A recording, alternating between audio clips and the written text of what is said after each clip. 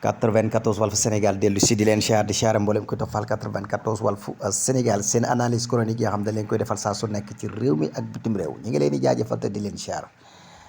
voilà ñu ñëw ci VAR comme niñ ko waxee woon rek VAR li tax mu ñëw ki ko créé yàlla moo defar am xelam ba mu ñëw moo indil nu VAR ku ne la woon jamono dina dox di dox ban agsi ci VAR mooy nit koo xam ne loo wax voilà danañ la ko indi laatal parce que léegi daanaka mën naa ne boo xoolee dangay gis ni nit ñi dañ daan wax lu leen neex mën nañoo wax lu leen neex dara du leen ci fekk ndax doo mën a génn war seen wax yooyu noonu waaye VAR li tax mu ñëw ci jamonoom mooy naafeq yi nga xam ne lu ñu wax tey mën nañ ciy génn bu ëllëgee ñu wax leneen te loolu yaakaar naa nit ku koy def boo ko génnee ci ak naafeq mooy yow bàyyi nga am naafeq parce que maanaam nit boo gisee su mag VAR fi mu ñëwee sax ay VAR fi mu ñëwee wala mag ñi buñ la mosaana yar nii ba teg la ci code ba yar la ñi mu woo dem di wax fee di waxaat lii munta nekk dañ la ci yar wax lii waxaat lee non parce que loolu màndargam naafeq la voilà loolu dafa bokk ci màndargam naafeq tey ñaata nit a waxaat ñaata nit a wax lii tey bu subaa mu mel ne du ñoom waxaat lii léegi ñooñu kan moo leen mën a génne ci naafeq non moo tax mag ñi ni doon yare macha allah kenn du ñoom voilà léegi nag àdduna di dox ba toll foo xam ne am na ñoo xam ne ni ba ñu ñëw fekk alalu askan wi ñu ne ko da neex jël ko dugal ko ci seeni compte xam nga dañuy wax ne tey ji ki am benn milliard bu gisaatoon beneen milliard bu mu ca mën a dolli da ko ciy dolli nit moo mel noonu maanaam borom xam-xam yi dañuy wax ne nit maanaam lenn képp moo xaj ci biiram maanaam ñu wàqi suuf ba mu xóot ñu ne ko ci yom mu dugal jeex na ay bëgg-bëggam ak i jëfam ak yëpp dakk nga xam ni maanaam dootul nekk di mbéb voilà àdduna nag suñu borom gis ko chaque jour ak jamono wala ay cycle jaar na fi ay façon nit yu nekk jaar na fi ay milliardaires yu nekk jaar na fi voilà ay façon nit yu nekk jaar na fi ku baax ku bon wala ku ñuul ku weex loolu yëpp rek di ci kéemaani suñu borom yi nekk mu bokk ci kéemaani suñu borom yi léegi nag ay nit nekk fii maanaam bëgg rek yàpp ni maanaam toog muy dox voilà ak di coow ak di wax voilà loolu yëpp sax parce que jàpp nañ ne loolu dafay nekk luy continuer dafay jeex xam nga régime bi mu wàccee am na ñoo xam ba léegi wàccagul mais dinañ wàcc parce que dañoo war a topp régime boobu noonu parce que seen waxi démb ak seen waxi tey a ngi fi ñaar yëpp a ngi fi voilà moo tax tey nga gis ni maanaam ñu démb ñi ñu doon xeex ak di wax lu nekk tey bu ñu taxawee mel na du ñoom dañ leen di génne waatal seen waxi démb voilà tegalaat leen ko te duñ ko sañ a bañ voilà parce que li problème bi mooy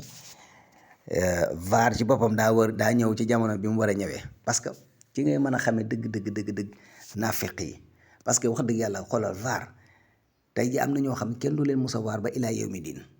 parce que voilà xam naa ne daal jamono gi noonu VAR a ngi noonu voilà àdduna nag yaakaar naa ne du benn fan voilà xam naa da leen di bàyyi rek ngeen déglu borom xam-xam yi nga xam chaque jour dañuy jàllale seeni message mu nekk ay message yu am solo. na jël la première mesure c'est l'interdiction de sortir du territoire de tous ces anciens contrats. ak Macky Sall ci la. ñu toog rek ñu xaaral gum bu kenn génn réew mi. lan nga jortu. lu ma def parce que da nga war a am ñu war a gëstu. waaw du ñu bàyyi sàcc mu raw du ñu bàyyi criminel mu raw du ñu bàyyi koo xam ne dafa toroxal Sénégalais mu raw déedéet c'est des mesures disons ay mesures provisoires la daal waaw c'est des mesures de précaution waaw après nag on va étudier cas par cas il va profiter de l'occasion là pour retirer les passeports de tout le monde de tous ces gens là seen passeport diplomatique bi nañ ko retirer ak comme mënut a ak foo mënut bokk passeport diplomatique yëpp nañ ko nangu après nag ñu commencé di gëstu kooku du moom moo koy toppatoo sax de lui il prend la mesure am na ñuy toppatoo loolu waaw parce que moom day rek si yeneen daal voilà c'est des mesures conservatoires rek. mais bu fekkente ni commissaire élection bi si 2 tours la am nag. bu amee c'est vrai que. bu amee Macky Sall nee nañu moom tuxu na Maroc déjà. waaw bu boobaa aussi mu ngi fi moom ak Sénégalais ak constitutionnel boobu man de am na lu ma ci xalaat waaye nag yoo xam ne dama koy wax publiquement quand même. ci le 2. waaw parce que dafa rafetul sax bu yëfu góor sax nga bàyyi sa réew boo xam ne fan lañ la 2 fois de suite sa appui rek nga jël sa bagage ne da ngay dem léegi nañu def seen deuxième tour après ñoom ñoo seet passation de service du am.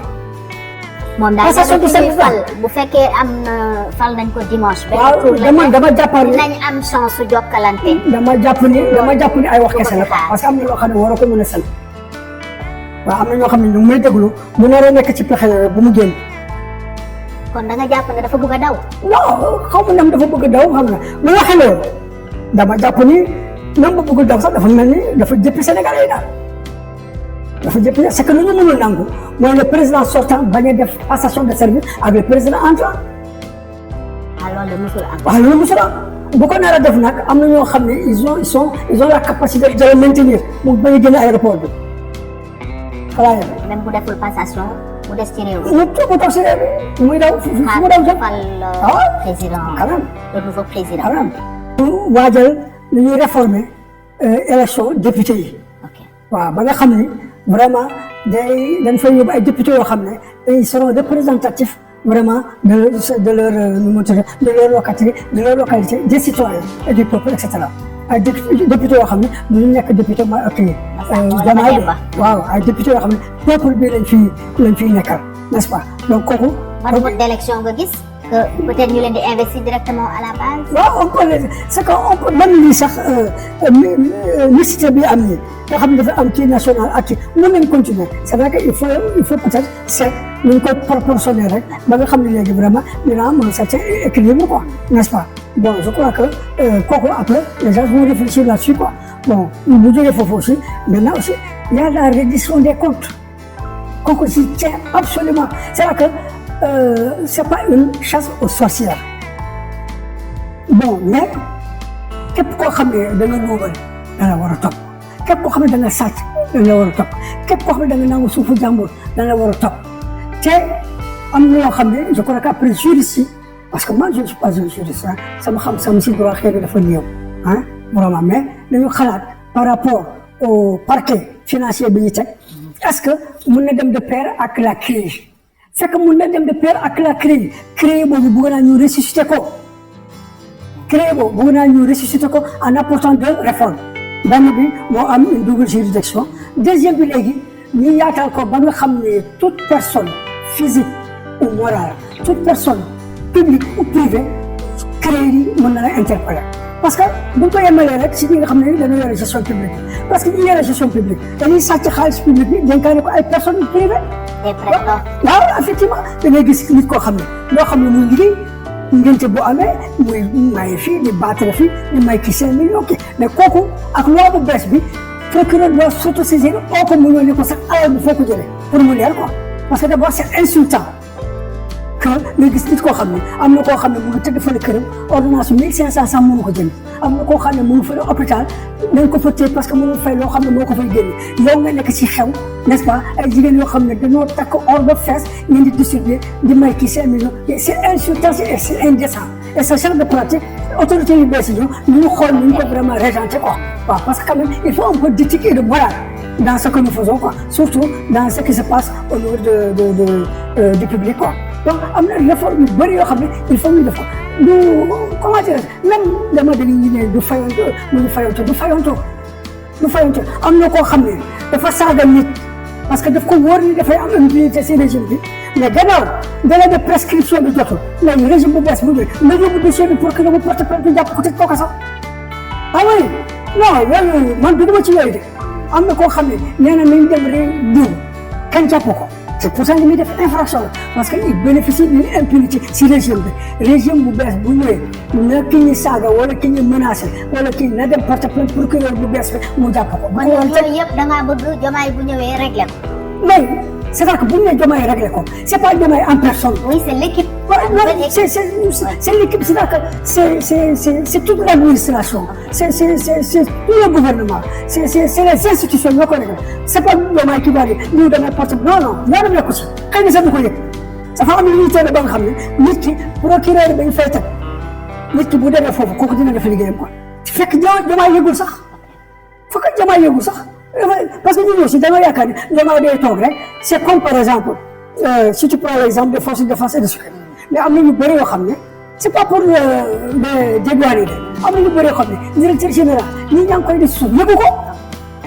yow au commandant de la gendarmerie am na loo xam ne ñi ñaa ngi koy def si suuf yëgu ko xëy na da koy yëgandoo ak ñi wala c'est après lañ koy wax et cetera donc ça se passe comme ça il y a des niveaux de responsabilité